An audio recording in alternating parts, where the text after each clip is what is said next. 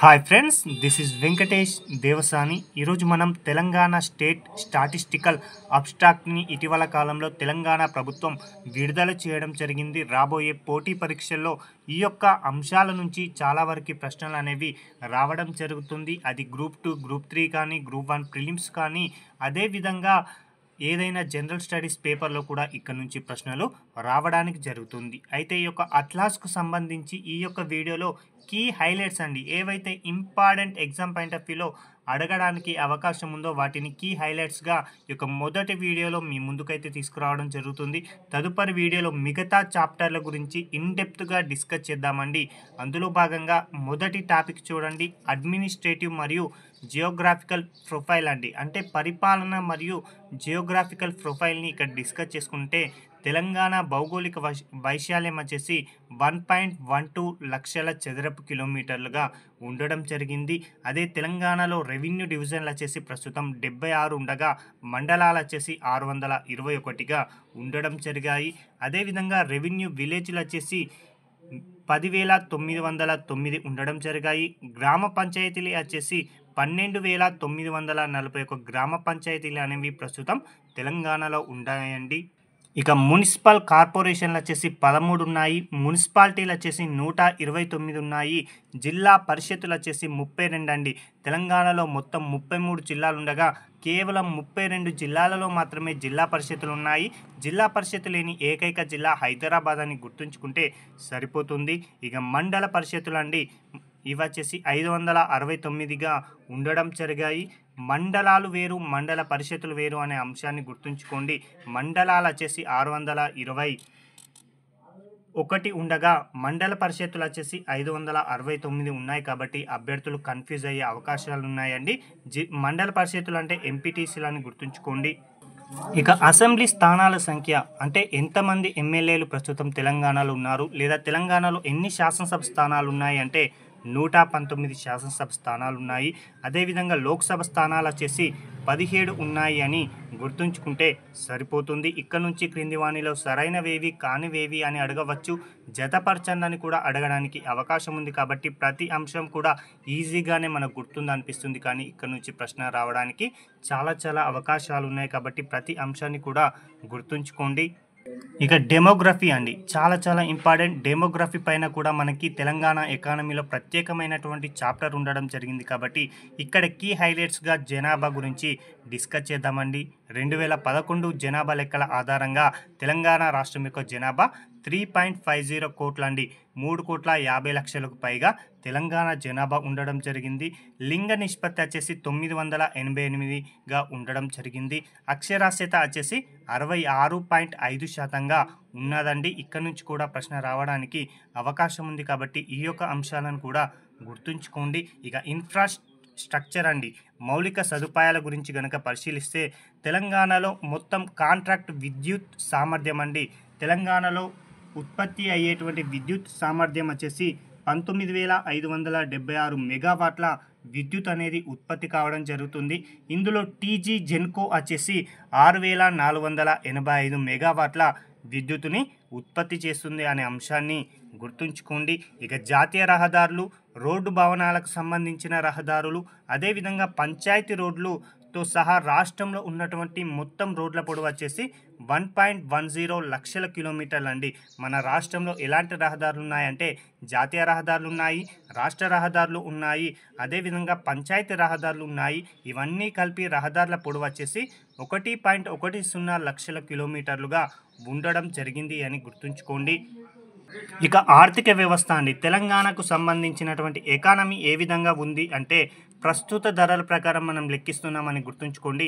ప్రస్తుత ధరల ప్రకారం తెలంగాణ యొక్క జిఎస్డిపి 2023-24 యొక్క తాత్కాలిక అంచనాల ప్రకారం 15,01,981 కోట్లుగా ఉండడం జరిగింది. డిజిట్ని గుర్తుంచుకోండి, చాలా ఇంపార్టెంట్. 15,01,981 కోట్ల తెలంగాణ జిఎస్డిపి అనేది ప్రస్తుత ధరల ప్రకారం 2023-24లో నమోదు కావడం జరిగింది. అయితే దేశ జీడిపిలో తెలంగాణ వాటా 5.1% అండి.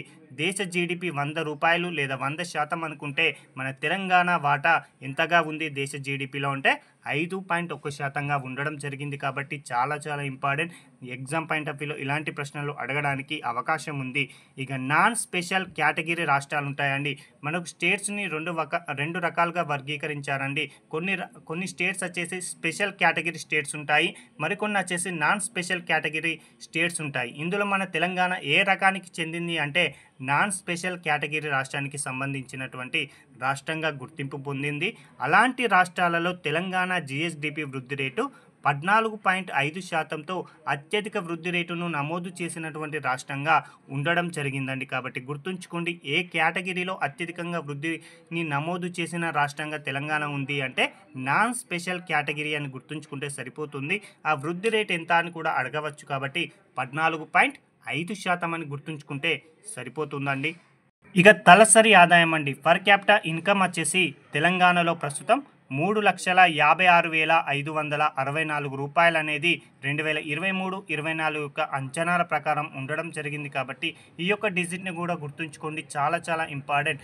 3,56,564 రూపాయలు తెలంగాణ యొక్క తలసరి ఆదాయంగా ఉండడం జరిగింది. ఇక విద్య అండి, పాఠశాల విద్య గురించి కనుక పరిశీలిస్తే 2023-24లో తెలంగాణ రాష్ట్రంలో ఉన్నటువంటి మొత్తం పాఠశాల సంఖ్య వచ్చేసి 40,975 పాఠశాలలు అనేవి తెలంగాణలో ఉండడం జరిగాయి. ఇందులో ప్రాథమిక పాఠశాలలు వచ్చేసి 20,539 ప్రాథమిక పాఠశాలలు, ఉన్నత ప్రాథమిక పాఠశాలలు వచ్చేసి 7,482, ఉన్నత పాఠశాలలు వచ్చేసి 1,393 పాఠశాలలు అనేవి తెలంగాణలో ఉండడం జరిగాయి. కాబట్టి ఇవి అయితే గుర్తుంచుకోండి. ఇక డ్రాప్ అవుట్ రేట్లు అండి, అంటే చాలామంది కూడా పిల్లలు మధ్యలోనే స్కూల్ని వదిలివేయడం జరుగుతుంది. అలా డ్రాప్ అవుట్ రేట్లను కనుక వివిధ దశలలో ఏ విధంగా ఉంది అంటే ప్రాథమిక తరగతుల్లో 2.23%గా నమోదవుతుంది డ్రాప్ అవుట్లు. అదేవిధంగా ఉన్నత ప్రాథమికలో 0.34%, ఉన్నత పాఠశాలలో 11.95%గా డ్రాప్ అవుట్లు నమోదవుతున్నాయండి. అతి తక్కువ డ్రాప్ అవుట్లు అనేది ఉన్నత ప్రాథమిక పాఠశాలలో నమోదు కాగా, అత్యధికంగా డ్రాప్ అవుట్లు వచ్చేసి ఉన్నత పాఠశాలలో 11.95% అనేది నమోదు కావడం జరుగుతుంది. కాబట్టి ఈ యొక్క అంశాలను కూడా గుర్తుంచుకుంటే సరిపోతుంది. ఇక స్థూల నమోదు నిష్పత్తి అంటే 2023-24లో వివిధ దశలలో విద్యార్థుల యొక్క నమోదు అనేది ఏ విధంగా అయిందనేది చూస్తున్నామండి. ప్రాథమిక పాఠశాలలో 110%గా నమోదు కావడం జరిగిందండి. మనకి ఎంత టార్గెట్ ఉంటుందండి పాఠశాలలో నమోదు అంటే 100% అనుకుంటే, అనుకున్న లక్ష్యం కన్నా కూడా 10% ఎక్కువగా ప్రాథమిక పాఠశాలలో విద్యార్థులు చేరుతున్నారు అని గుర్తుంచుకోండి. ఇక ఉన్నత ప్రాథమికలో అయితే ఉన్న లక్ష్యాన్ని కూడా అధికంగా సాధించారండి. మన లక్ష్యం 100% అనుకుంటే ఇక్కడ ఈ యొక్క ఉన్నత ప్రాథమిక పాఠశాలలో స్థూల విద్యార్థుల యొక్క నమోదు శాతం 107%గా నమోదు కావడం జరిగింది. ఇక ఉన్నత పాఠశాలలో 95% అండి, లక్ష్యానికి దగ్గరగా ఉండడం జరిగింది. కాబట్టి ఎంత శాతం అంటే 95% అండి. స్థూల నమోదు నిష్పత్తి అత్యధికంగా ఎందులో ఉంటుంది అంటే మాత్రం ప్రాథమిక పాఠశాలలో అని గుర్తుంచుకుంటే సరిపోతుంది. ఇక వాతావరణం మరియు క్లైమటాలజీ గురించి డిస్కస్ చేసుకున్నట్లయితే తెలంగాణ రాష్ట్రం యొక్క సాధారణ వర్షపాతం గనక పరిశీలిస్తే తెలంగాణకు 100% వర్షపాతం వస్తే అందులో అత్యధికంగా నైరుతి ఋతుపవనాల నుంచి, అదేవిధంగా మరొక ఋతుపవనం వచ్చేసి ఈశాన్య ఋతుపవనం అండి. అంటే నైరుతి ఋతుపవనాల ద్వారా తెలంగాణ రాష్ట్రంలో సాధారణ వర్షపాతంలో 80.4% మనం అత్యధికంగా వర్షపాతాన్ని నైరుతి ఋతుపవనాల ద్వారా పొందడం జరుగుతున్నాం. అదేవిధంగా ఈశాన్య ఋతుపవనాల ద్వారా 12.2% అండి, కేవలం 12.2% తోటి తక్కువ వర్షపాతాన్ని ఈశాన్య ఋతుపవనాల ద్వారా మాత్రమే పొందుతున్నామండి. కాబట్టి తెలంగాణలో అత్యధికంగా వర్షపాతాన్ని తీసుకొచ్చే ఋతుపవనాలు ఏవి అని కూడా అడగవచ్చు. నైరుతి ఋతుపవనాలు ఎంత శాతం అంటే 80.4% అని గుర్తుంచుకోండి. అదేవిధంగా తెలంగాణ రాష్ట్రం యొక్క సాధారణ వర్షపాతం ఎంతగా నమోదైంది అంటే 994.8 మిల్లీమీటర్లు అని గుర్తుంచుకోండి. చాలా చాలా ఇంపార్టెంట్ అండి, డైరెక్ట్ ప్రశ్న అడగడానికి అవకాశం ఉంది. తెలంగాణ రాష్ట్రం యొక్క సాధారణ వర్షపాతం ఎంతగా నమోదైందని ఈ యొక్క అట్లాస్లో ఇచ్చానంటే 994.8 మిల్లీమీటర్లు అని గుర్తుంచుకోండి. ఇది గతంతో పోలిస్తే అంటే గత సంవత్సరంలో ఈ యొక్క సాధారణ వర్షపాతం ఎంతగా ఉంది అంటే 919.0 మిల్లీమీటర్లు ఉండగా ప్రస్తుతం 994.8% ఉండడం జరిగిందండి. గతంతో పోలిస్తే తెలంగాణ రాష్ట్రం యొక్క సాధారణ వర్షపాతం ఎంత శాతం పెరిగిందని కూడా అడుగుతాడు. కాబట్టి 8% పెరిగిందండి. గతంతో పోలిస్తే తెలంగాణ యొక్క సాధారణ వర్షపాతం 8% పెరిగింది. ఇది కూడా ఎగ్జామ్ పాయింట్ ఆఫ్ వ్యూలో అడుగుతారండి. ఇక మరొక అంశం అండి, చాలా చాలా ఇంపార్టెంట్. 2023 జూలై 27వ తేదీన తెలంగాణ రాష్ట్రంలో ఒక ప్రాంతంలో అత్యధికంగా వర్షపాతం నమోదు కావడం జరిగింది. తద్వారా తెలంగాణ రాష్ట్రంలో అత్యధిక వర్షపాతం కురిసిన ప్రాంతంగా ఆ ప్రాంతం రికార్డ్ అనేది సృష్టించిందండి. ఏ ప్రాంతంలో అత్యధికంగా వర్షపాతం నమోదైంది అంటే మాత్రం లక్ష్మీదేవిపేట అండి. చాలా చాలా ఇంపార్టెంట్. లక్ష్మీదేవిపేటలో తెలంగాణ రాష్ట్రంలోనే అత్యధికంగా వర్షపాతం నమోదైన ప్రాంతంగా గుర్తింపు పొందడం జరిగింది. అది ఎప్పుడు అంటే 2023 జూలై 27వ తేదీ అని గుర్తుంచుకుంటే సరిపోతుంది. ఈ యొక్క ప్రాంతంలో ఎంత శాతం వర్షం కురిసింది అంటే మాత్రం ఒక 24 గంటల్లోనే అండి. కేవలం 24 గంటల్లోనే లక్ష్మీదేవిపేటలో 649.8 మిల్లీమీటర్ల వర్షం అనేది కురియడం జరిగింది. కాబట్టి గుర్తుంచుకోండి. అయితే లక్ష్మీదేవిపేట ప్రస్తుతం ఏ జిల్లాలో ఉంది అంటే ములుగు జిల్లాలో ఉంది అని గుర్తుంచుకుంటే సరిపోతుందండి. అయితే ఈ యొక్క లక్ష్మీదేవిపేటలో వర్షపాతం ఈ అత్యధికంగా కురియక ముందు అత్యధికంగా గతంలో ఎక్కడ కురిసింది అంటే అదే ములుగు జిల్లాలో ఉన్నటువంటి వాజేడ్ ప్రాంతంలో అత్యధికంగా 517.5 మిల్లీమీటర్ల వర్షం అనేది కురియడం జరిగింది. ఇది ఎప్పుడు అంటే 2013 అని గుర్తుంచుకోండి. ఇక వ్యవసాయం గురించి కనుక డిస్కస్ చేసుకున్నట్లయితే 2023-24 సంవత్సరంలో తెలంగాణ రాష్ట్రంలో వ్యవసాయ ఉత్పత్తిలో అనేక ప్రధాన పంటల ఉత్పత్తి అనేది గణనీయంగా పెరిగిందండి. 2023-24 సంవత్సరంలో తెలంగాణ ప్రాంతంలో వ్యవసాయ ఉత్పత్తిలో అధికంగా అనేక పంటలు గణనీయంగా వాటి యొక్క ఉత్పత్తిని అయితే పెంచుకోవడం జరిగింది. అందులో వరి ఉత్పత్తి ఎంతగా నమోదైంది అని కూడా ఎగ్జామ్లో అడుగుతాడు. కాబట్టి 260.88 లక్షల టన్నులు అండి. చాలా చాలా ఇంపార్టెంట్. డిజిట్ను గుర్తుంచుకోండి. వరి ఉత్పత్తి వచ్చేసి 260.88 లక్షల టన్నుల ఉత్పత్తి అనేది నమోదు కావడం జరిగింది. ఇక తృణధాన్యాలండి, వీటిని మనం మిల్లెట్స్ అని పిలుస్తుంటాం. అలాంటి తృణధాన్యాలు వచ్చేసి 30.33 లక్షల టన్నుల ఉత్పత్తి అనేది నమోదు చేయడం జరిగింది. ఇక పప్పు ధాన్యాలండి, పల్సెస్ 3.61 లక్షల టన్నుల పప్పు ధాన్యాల ఉత్పత్తి అనేది తెలంగాణలో నమోదు కావడం జరిగింది. కాబట్టి ఈ యొక్క అంశాలని, ఈ యొక్క డిజిట్స్ని గుర్తుంచుకోండి. ఇక మరొక అంశం అండి, రుణమాఫీ. తెలంగాణ రాష్ట్రంలో కాంగ్రెస్ ప్రభుత్వం అత్యంత ప్రతిష్టాత్మకంగా మాఫీ చేసినటువంటి రుణమాఫీని గనక చూసుకుంటే మొత్తంగా లబ్ధిదారుల సంఖ్య ఎంతగా ఉంది అంటే 16,76,418 మంది రైతులకు సంబంధించి ఈ యొక్క రుణమాఫీని చేయడం జరిగింది. ఎంత మొత్తం రుణమాఫీ చేశారు అంటే 11,581.60 కోట్ల రూపాయల మొత్తాన్ని రుణమాఫీగా ప్రభుత్వం చేయడం జరిగింది. ఇక మరొక రంగం అండి, చాలా చాలా ఇంపార్టెంట్, పశు సంవర్ధకం లేదా పశు సంవర్ధనం. ఇది 2023-24 యొక్క తాత్కాలిక అంచనాల ప్రకారం తెలంగాణలో ఈ యొక్క అంశాలను డిస్కస్ చేస్తున్నాం. కాబట్టి గుర్తుంచుకోండి. ఇయర్ వచ్చేసి 2023-24 తాత్కాలిక అంచనాల ప్రకారం తెలంగాణ రాష్ట్రంలో పాల ఉత్పత్తి వచ్చేసి 57.22 లక్షల టన్నుల పాలను మనం ఉత్పత్తి చేయడం జరిగింది. అదే మాంసం వచ్చేసి 10.97 లక్షల టన్నుల మాంసాన్ని ఉత్పత్తి చేయడం జరిగింది. గుడ్లు వచ్చేసి 184 కోట్ల గుడ్లను కూడా ఉత్పత్తి చేయడం జరిగింది తెలంగాణలో. కాబట్టి ఈ యొక్క అంశాన్ని కూడా గుర్తుంచుకోండి. ఇక మరొక అంశం అండి, 2023-24 సంవత్సరంలో తెలంగాణ రాష్ట్రంలో మత్స్య సంపద ఏ విధంగా ఉందో కూడా డిస్కస్ చేద్దామండి. ఇన్లాండ్ చేపల ఉత్పత్తి అండి. ఇన్లాండ్ చేపల ఉత్పత్తి అంటే ఏంటి అంటే సముద్రంలో కాకుండా మిగతా ఏవైతే ప్రాంతాలు ఉంటాయో అంటే చెరువులు, కుంటలు, కాలువలు, ఆ ప్రాంతాలలో గనక ఉత్పత్తి గనక చేపలను చేస్తే వాటిని ఇన్లాండ్ చేపలు అంటామండి. మనకు తెలంగాణకు సముద్రం లేదు కాబట్టి మనం ఇన్లాండ్ పద్ధతిలోని చేపలను ఉత్పత్తి చేస్తున్నాం. అలా తెలంగాణలో ఇన్లాండ్ చేపల ఉత్పత్తి 4.39 లక్షల టన్నుల చేపలను మనం ఉత్పత్తి చేయడం జరిగింది. అదే సమయంలో రొయ్యల ఉత్పత్తి వచ్చేసి 16,532 టన్నుల రొయ్యలను కూడా ఉత్పత్తి చేయడం జరిగిందండి. ఇక 2023-24 అడ్వాన్స్ అంచనాల ప్రకారం మనం పశుసంవర్ధన రంగం గురించి డిస్కస్ చేస్తున్నామండి. ఈ యొక్క పశుసంవర్ధన రంగం యొక్క వాటా జిఎస్డిపికి 7.4% ఉండడం జరిగిందండి. చాలా చాలా ఇంపార్టెంట్. రాష్ట్ర జిఎస్డిపి అనేది 100% అనుకుంటే 100%లో 7.4% వచ్చేసి కేవలం పశుసంవర్ధన రంగం నుంచే రావడం జరుగుతుందండి. కాబట్టి గుర్తుంచుకోండి, ఎగ్జామ్ పాయింట్ ఆఫ్ వ్యూలో అడుగుతాడు. 2023-24 అడ్వాన్స్ అంచనాల ప్రకారం రాష్ట్ర జిఎస్డిపికి పశుసంవర్ధక వాటా ఎంత శాతంగా ఉంది అంటే 7.4%గా ఉండడం జరిగిందండి. ఇదే పశుసంవర్ధన రంగం వ్యవసాయ రంగంలో దీని వాటా ఎంతగా ఉంది అంటే 46.71% అండి. మనకు వ్యవసాయ రంగంలో అంటే కొన్ని అంశాలు వస్తాయండి.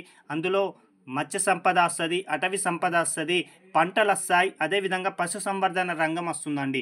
కేవలం 100% వ్యవసాయం నుంచి డబ్బులు వస్తున్నాయి అనుకుంటే అందులో 46.71% మేర వ్యవసాయ రంగం పశుసంవర్ధన రంగం నుంచే రావడం జరుగుతుంది. అభ్యర్థులు కన్ఫ్యూజ్ కాకండి. 100% అనేది వ్యవసాయ రంగం నుంచి వస్తుందంటే అందులో 46.71% అందులో ప్రధాన ఉపవిభాగమైనటువంటి పశుసంవర్ధన రంగం నుంచే రావడం జరుగుతుందని గుర్తుంచుకోండి. అదే జిఎస్డిపికి గనక 100% రాష్ట్రం యొక్క మొత్తం జిఎస్డిపి 100 రూపాయలు అనుకుంటే అందులో పశుసంవర్ధన రంగం నుంచి అందించేటువంటి వాటా ఎంత అంటే 7.4 రూపాయలని గుర్తుంచుకోండి. ఇక పరిశ్రమలు కనుక పారిశ్రామిక రంగం పైన ఎగ్జామినర్ తరచూ ప్రశ్నలు అనేవి రావడం జరుగుతుందండి. తెలంగాణ రాష్ట్రం దేశం మొత్తం పారిశ్రామిక స్థూల విలువ ఆధారిత జీవీఏలో 3.37% వాటాను కలిగి ఉందండి. ఓకేనా. దేశం యొక్క దేశం యొక్క పరిశ్రమల జీవీఏ 100% అనుకుంటే అందులో మన తెలంగాణ వాటా 3.37%గా ఉండడం జరిగిందండి. అదేవిధంగా భారతదేశంలో ఉన్నటువంటి మొత్తం పరిశ్రమలలో తెలంగాణలో ఉన్నటువంటి పరిశ్రమలు 5.16% అండి. అభ్యర్థులు గుర్తుంచుకోవాలి, భారతదేశంలో మొత్తంగా 100 పరిశ్రమలు ఉన్నాయి అనుకుంటే మన తెలంగాణలో 5.16 పరిశ్రమలు అనేవి ఉండడం జరిగింది. కాబట్టి గుర్తుంచుకోండి. అదేవిధంగా పరిశ్రమల సంఖ్య పరంగా తెలంగాణ ఎన్నో స్థానంలో ఉందంటే 8వ స్థానంలో ఉందండి. అత్యధికంగా పరిశ్రమలు కలిగినటువంటి రాష్ట్రాలలో తెలంగాణ వాటా ఎన్నో స్థానంలో ఉంది. తెలంగాణ స్థానం అంటే 8వ స్థానం అని గుర్తుంచుకోండి. వీటి గురించి మనం ఇన్డెప్త్గా దాని యొక్క చాప్టర్ వచ్చినప్పుడు డిస్కస్ చేద్దాం. ఇక జాతీయ పారిశ్రామిక జీవీఏకు సహకారం పరంగా తెలంగాణ స్థానం 9వ స్థానం అండి. ఓకేనా. ఇక్కడ మన భారతదేశానికి సంబంధించిన జీవీఏకు అత్యధికంగా సహకారం అందిస్తున్నటువంటి రాష్ట్రాల సంఖ్య పరంగా మనం 9వ స్థానంలో ఉండడం జరిగింది. ఇక పరిశ్రమల్లో పనిచేస్తున్న కార్మికుల సంఖ్య పరంగా మన తెలంగాణ 7వ స్థానంలో ఉందండి.